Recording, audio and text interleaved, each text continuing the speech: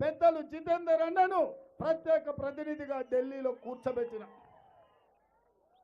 ఈ రెండింటిని సమన్వయం చేయడానికి తమ్ముడు వంశీని ఎంపీగా గెలిపించమని అడుగుతున్నా. పెద్దలు మాట చెప్పిండ్రు, మట్టికి పోయినా ఇంటోడే పోవాలని. ఇవాళ ఈ జిల్లాలో మాదిగలు ఎక్కువ. మాదిగ సోదరులు 30 ఏళ్ల నుంచి ఏబిసిడి వర్గీకరణ కోసం కొట్లాడుతుండ్రు. మీ తరఫున ఢిల్లీలో మాట్లాడే వాళ్ళు లేక నరేంద్ర మోడీ చేతిలో మోసపోయి ఈ సమస్యను పరిష్కరించడానికి అవకాశం లేక ఇవాళ మేమందరం ఏబిసిడి వర్గీకరణ కోసం సంపత్ కుమార్ నాయకత్వంలో, దామోదర్ రాజనరసింహ గారి నేతృత్వంలో ఇవాళ వర్గీకరణ కోసం ఢిల్లీలో సుప్రీంకోర్టులో వాదించాలి.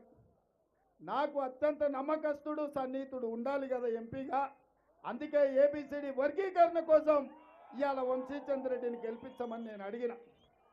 ఇవాళ నేను అడుగుతున్నా, మా ముదిరాజ్ సోదరులు ఎన్నో సంవత్సరాల నుంచి బీసీ డి గ్రూప్ల నుంచి ఏ గ్రూప్లోకి తీసుకొని రావాలని అడుగుతున్నారు. ఈ కేసు కూడా ఢిల్లీ సుప్రీంకోర్టులో ఉన్నది. మరి మా ముదిరాజు సోదరుల యొక్క ఆలోచనను బీసీ డి గ్రూప్ నుంచి ఏ గ్రూప్లోకి తేవాలంటే సుప్రీంకోర్టులో న్యాయవాద ఉద్దండులను నియమించాలంటే వాళ్ళతోని మాట్లాడి ఆ సమస్యను పరిష్కరించాలి. అంటే వంశీచంద్రెడ్డిని ఎంపీగా గెలిపించమని నేను అడుగుతున్నా.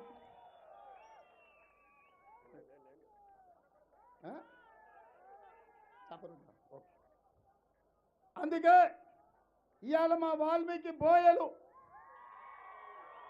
ఎన్నో ఏళ్ల నుంచి ఎస్టీ జాబితాలో చేర్చాలి అంటున్నారు.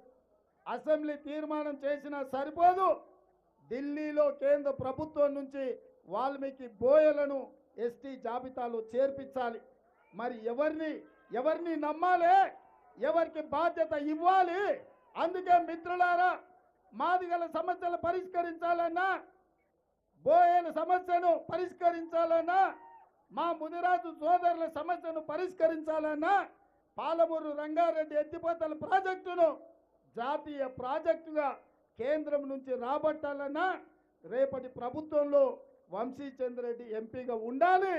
కేంద్రంలో మన రాబోయే ప్రభుత్వంలో కీలక బాధ్యత పోషించాలి. అందుకే మిత్రులారా, ఇవాళ అరుణమ్మ చెప్తుంది, మోడీ చుట్టంలాగా వస్తాడు, మళ్ళా పోతాడు. అమాసకోసారి పుణ్యానికోసారి వస్తాడు.